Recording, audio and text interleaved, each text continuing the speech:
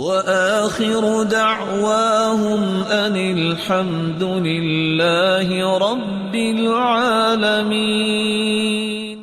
رسول اللہ صلی اللہ علیہ وآلہ وسلم نے اس لیے جب یہ دعا سکھائی، اللہم اغفر لی وارحمنی وعافنی وارزقنی، چار چیزیں، یا اللہ معاف بھی کر دے، رحم بھی فرما، عافیت بھی دے دے اور رزق بھی دے دے۔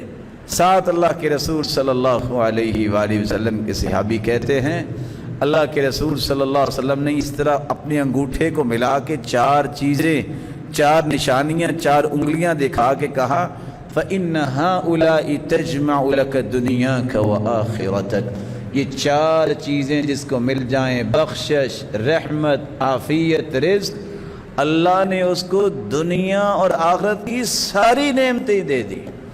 رسول اللہ صلی اللہ علیہ وآلہ وسلم نے اس لیے فرمایا تھا کہ جس شخص کو یہ دعا یاد ہو گئی فَقَدْ مَلَأَ يَدَهُ مِنَ الْخَيْرِ، سمجھ لو اس نے اپنے دونوں ہاتھوں کو خیر سے بھر لیا۔